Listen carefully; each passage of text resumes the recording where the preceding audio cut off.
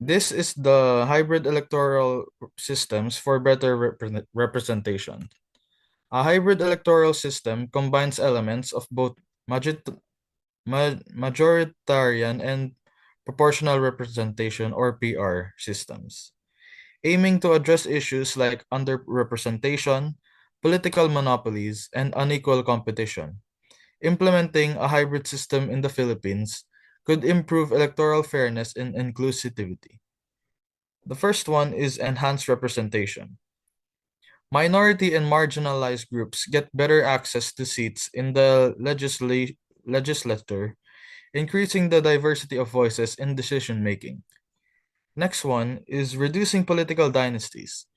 By incorporating proportional representation, the system focuses more on party platforms and broader interests, lessening the hold of political dynasties that dominate local elections. The next one is balancing local and national interests. It still represent constituents directly, but proportional elements ensure national policies reflect broader population interests. So here we have the hybrid electoral system, which merges both of the majoritarian and the PR system, aiming to enhance the electoral fairness. We should enhance the representation, which would allow minority and marginalized groups greater access to legislative seats. And the next one is we should reduce the political dynasties so that the system shifts focus to party platforms and broader interests. The next one, we should balance the local and national interests.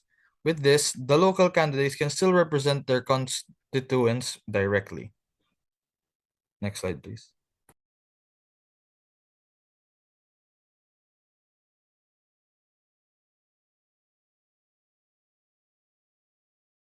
Kay Baltas na yan, no? Good evening. Judicial independence and reforms. Challenges. Number one, overburnt courts.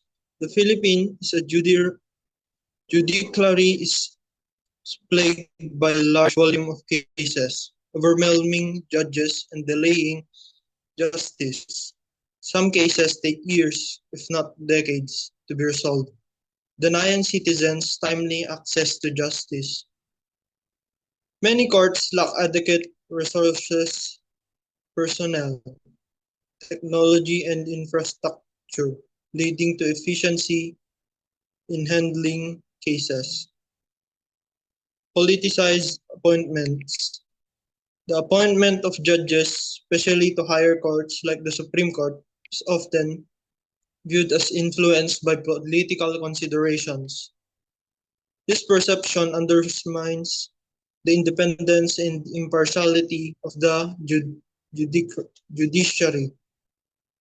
High-profile cases, especially those involving political figures, are sometimes seen as being influenced by political pressure, which compromises public confidence in the judiciary's fairness. Next slide.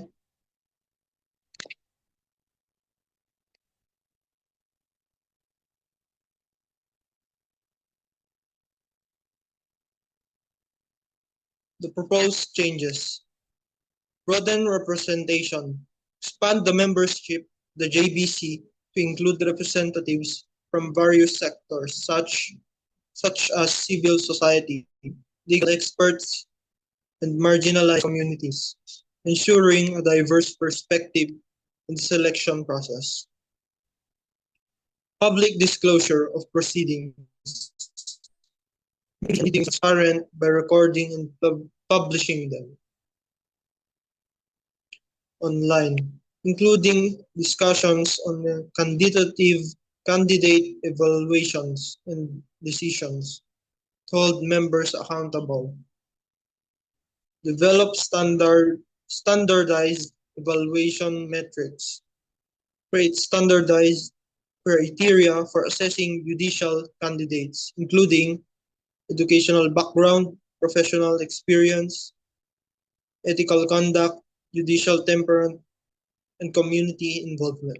And lastly, background checks and public consultation.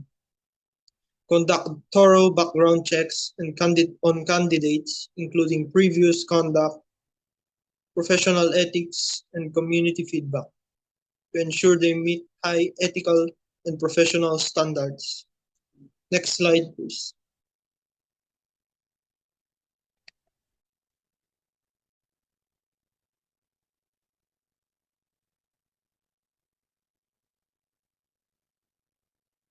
Term limits or performance reviews for judges.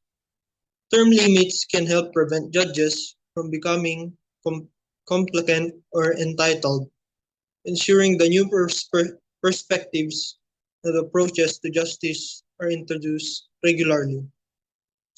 By limiting terms, judges may be less susceptible to political pressures that can arise from the desire for reappointment or political favor.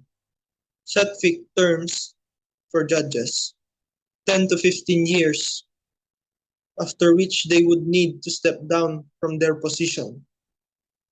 This can apply to all levels of the judiciary, including trial and appellate courts.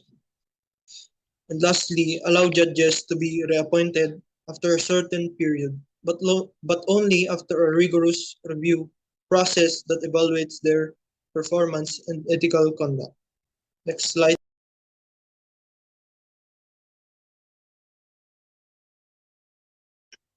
Ikaw na dyan, Ray.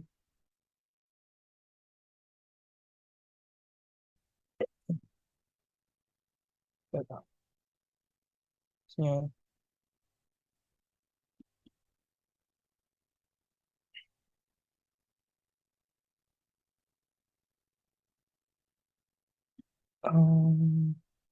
Okay.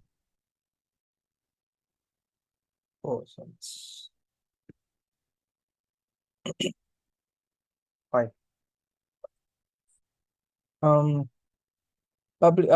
Proposals. Propose creating citizen assemblies. This means gathering a diverse group of citizens to discuss and deliberate on key policy issues.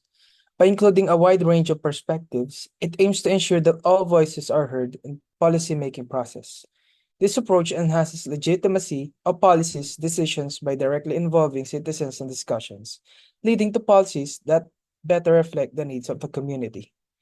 Next is leveraging digital platforms to gather policy feedback. Technology can help us reach more people, making it easier for citizens to participate and provide input on proposed policies. Through real-time feedback, it ensures that citizens' voices are heard promptly. Next slide.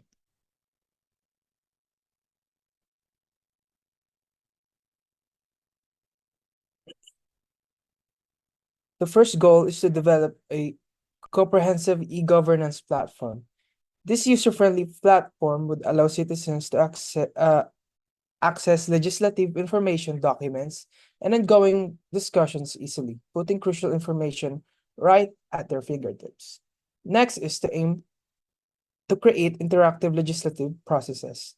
This feature would allow citizens to engage directly, sharing their opinions and providing feedback on proposed laws, making participation in lawmaking more inclusive and accessible. Finally, the e-governance platform would include the transparency and accountability features.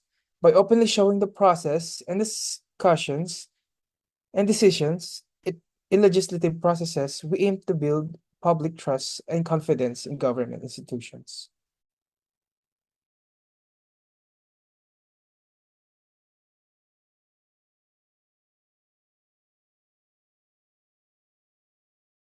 Yun na yun.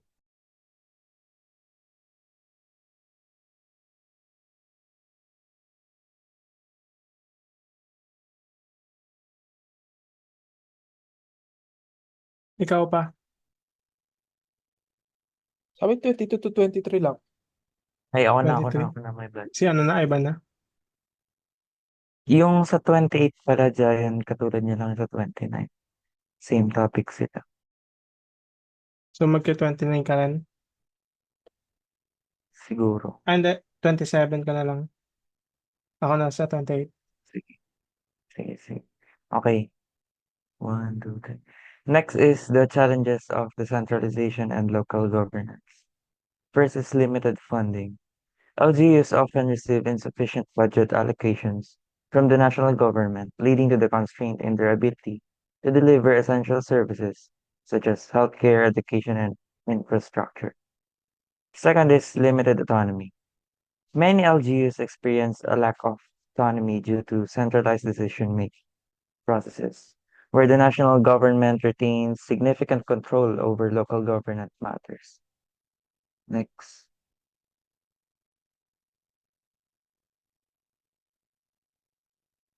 So the proposed changes are increase internal revenue allotment or IRA, provide LGUs with adequate funding to meet the growing demands for public services and infrastructure development. Enable LGUs to implement meaningful projects that cater to the needs of their communities. Second is grant LGUs more legislative powers. Empower LGUs to address local issues more effectively through greater legislative authority. Encourage local solutions tailored to the unique needs and circumstances of communities. Next.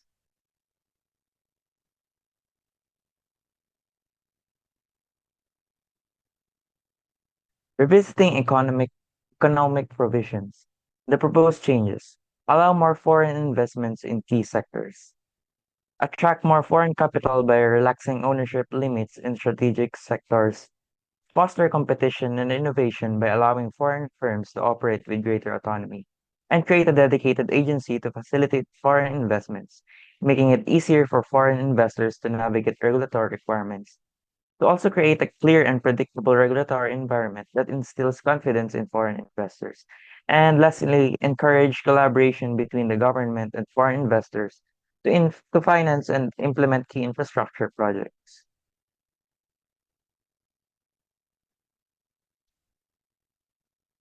Next.